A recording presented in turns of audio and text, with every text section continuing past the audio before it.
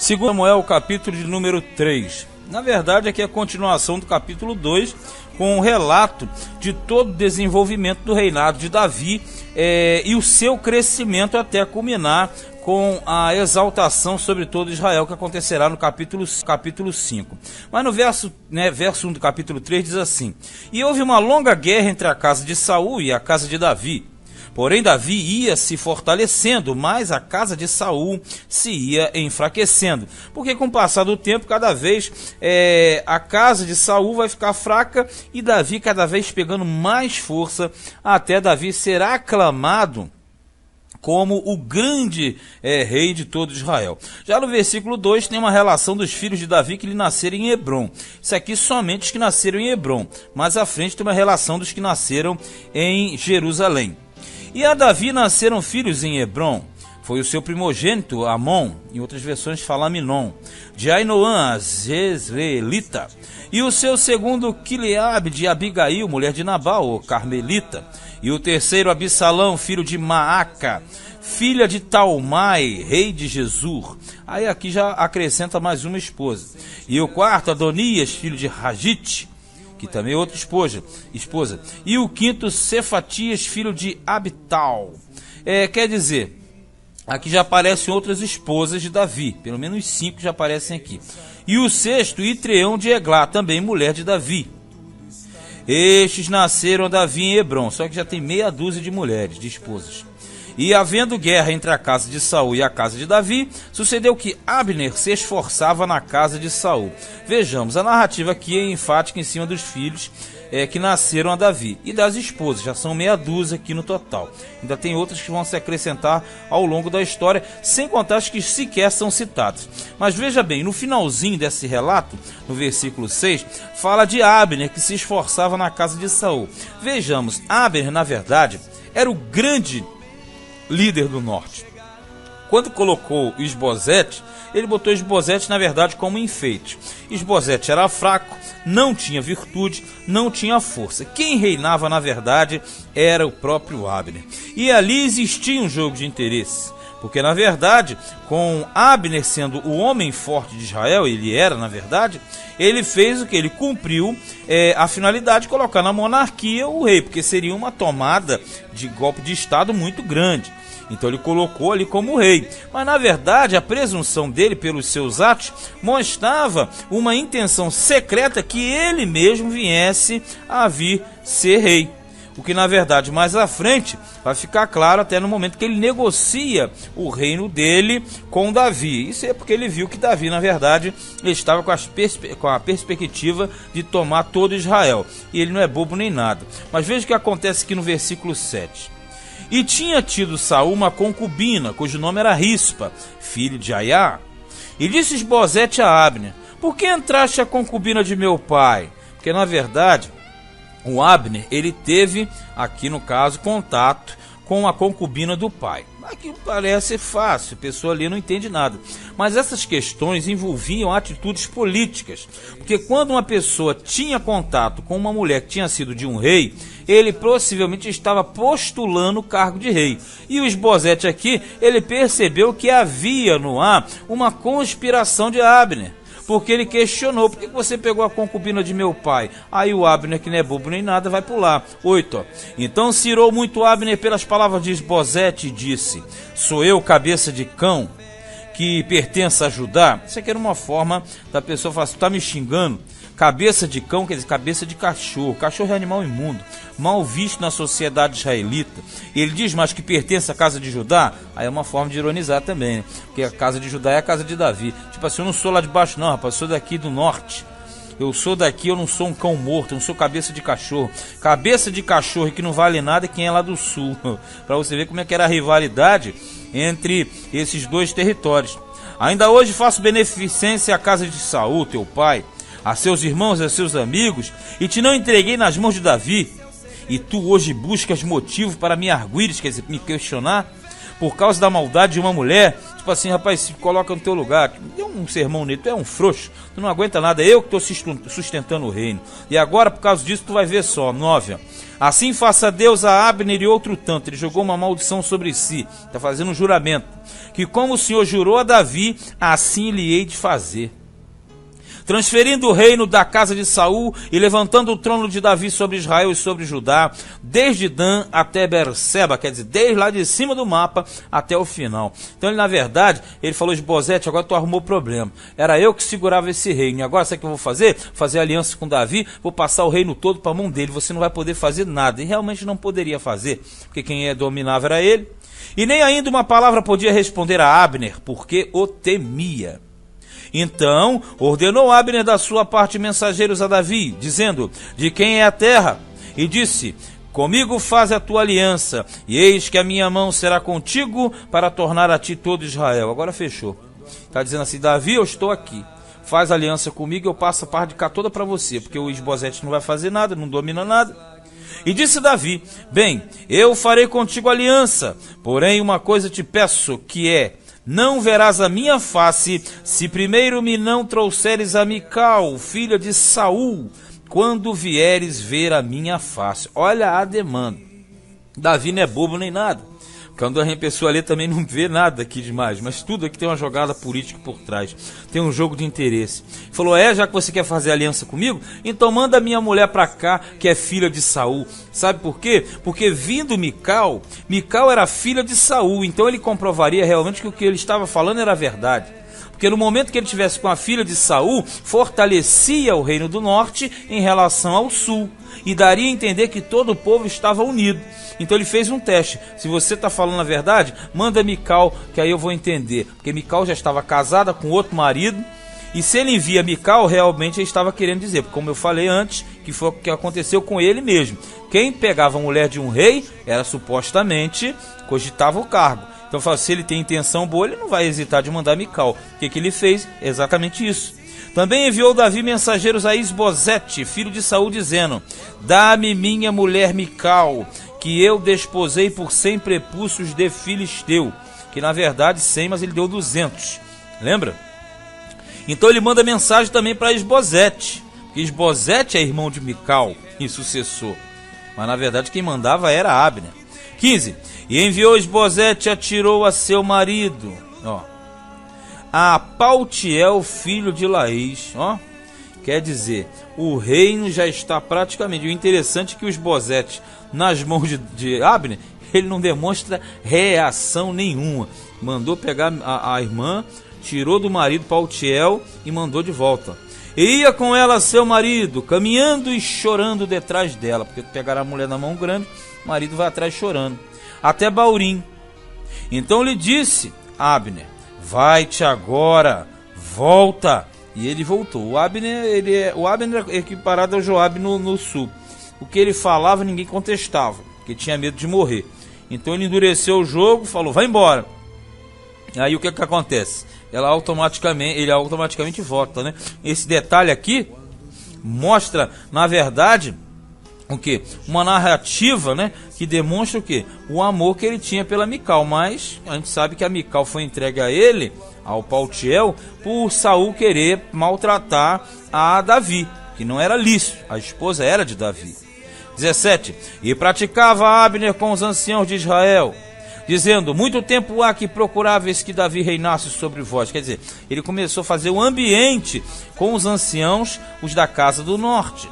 Fazei-o, pois, agora, porque o Senhor falou a Davi, dizendo: pela mão de Davi, meu servo, livrarei o meu povo das mãos dos filisteus e das mãos de todos os seus inimigos. Ele foi criando um ambiente, né?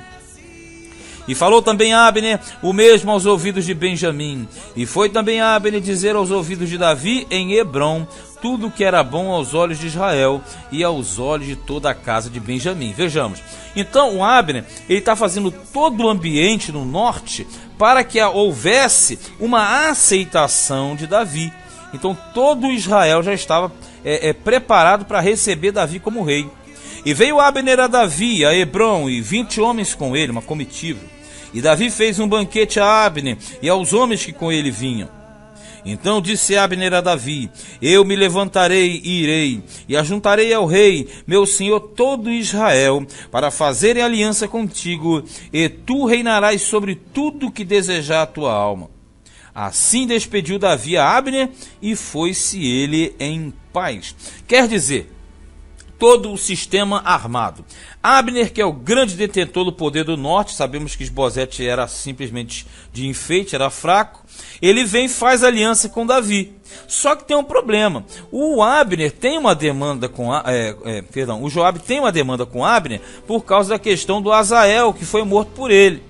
E quando Joabe chega e sabe que Abner esteve ali, ele vai ficar super irado e vai acabar por assassinar Abner à traição. Verso 22. E eis que os servos de Davi e Joabe vieram de uma sortida que fala uma peleja, e traziam consigo grande despojo. E já Abner não estava com Davi em Hebrom, porque este o tinha despedido e se tinha ido em paz. Chegando, pois, Joabe e todo o exército que vinha com ele, deram aviso a Joabe, dizendo: Abner, filho de Ner, veio ao rei, e o despediu e foi-se em paz. Então Joabe entrou ao rei e disse: que fizeste? Eis que Abner veio ter contigo. Por que, pois, o despediste da maneira que, se fosse assim livremente? Bem conheces a Abner, filho de Ner, que te veio enganar, e saber a tua saída e a tua entrada, e entender tudo quanto fazes. E Joabe, retirando-se de Davi, enviou mensageiros atrás de Abner, e o fizeram voltar desde o poço de Sira, sem que Davi o soubesse. Olha só, o poço de Sira fica a 4 quilômetros ao norte de Hebrom, então já estava numa distância razoável. Vamos entender isso aqui. Quando o Joabe chega, sabe que Abner esteve ali e Davi o despediu em paz, ele fica irado. Por quê? Joabe quer vingar o sangue de Azael, que foi morto na peleja.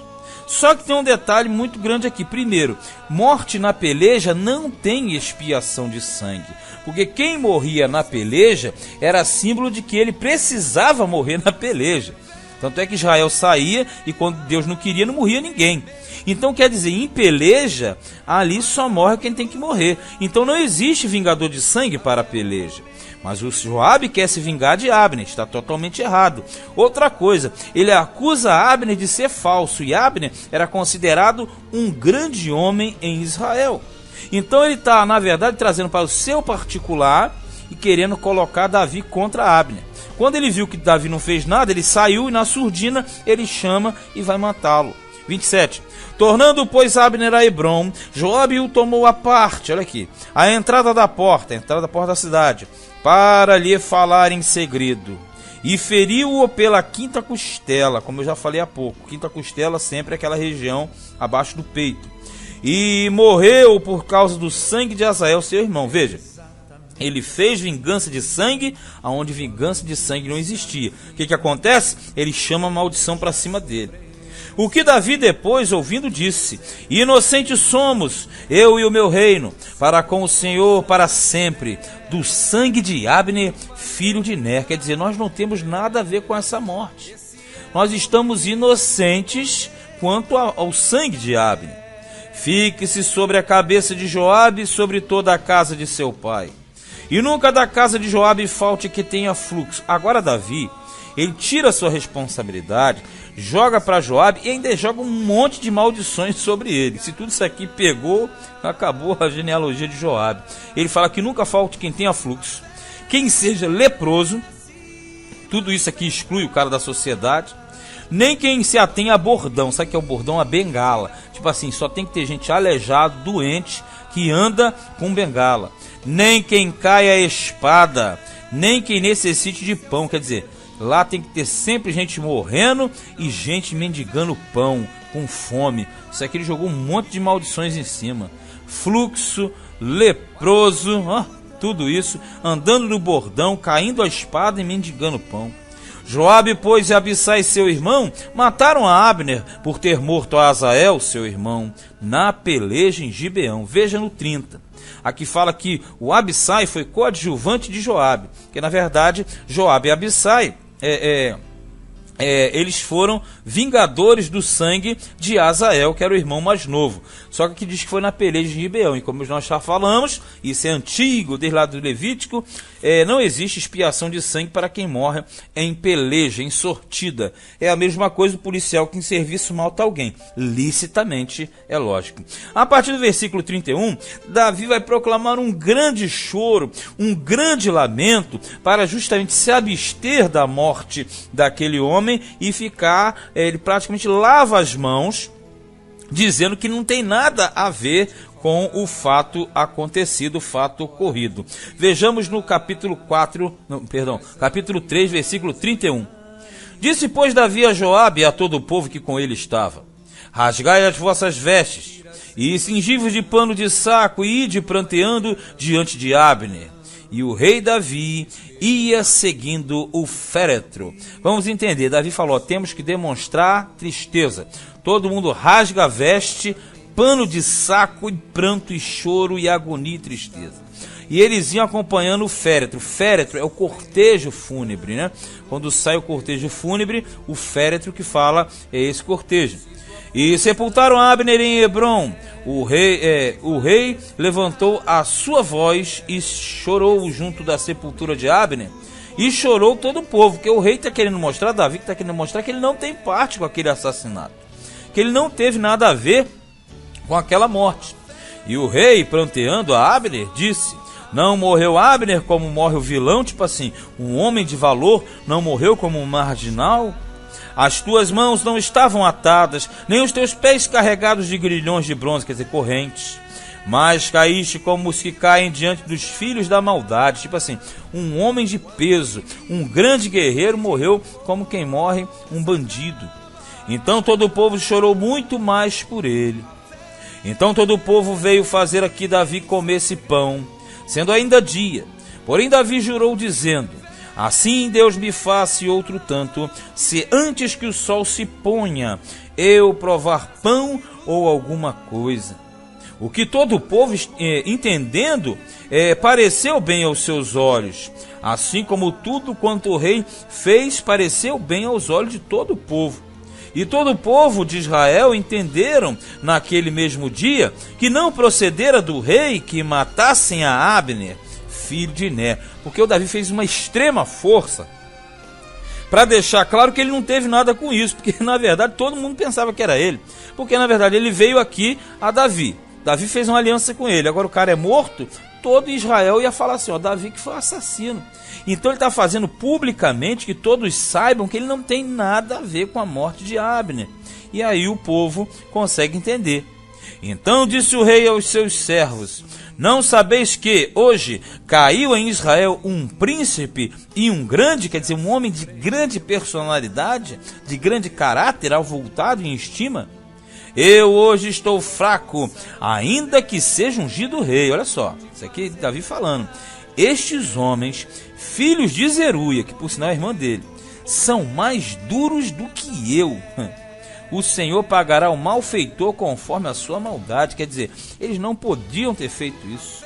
Assassinaram um camarada, então se queria matar, esperava uma peleja e matava. Mas o Joabe sabia que, na verdade, e aqui nós devemos ressaltar, Joabe não é bobo nem nada. Joabe sabia que se Abner fecha com Davi, Abner seria o segundo em Israel. Automaticamente seria o grande general do exército de Davi. E aí Joabe, que não é bobo nem nada, sabia que ia sobrar para ele, porque ele era o atual líder do exército de Davi. Agora, com a entrada de Abner, ele dançava. O que ele fez? Matou 2 coelhos com uma cajadada só. Matou a Abner, vingou o irmão e automaticamente aniquilou a suposta possibilidade de perder o seu cargo, que era o cargo de liderança do exército de Davi, que posteriormente seria muito maior, porque Joabe agora vai ficar sendo líder de todo Israel. Então a ganância também falou mais alto aqui. Mas esse foi 2 Samuel, capítulo de número 3.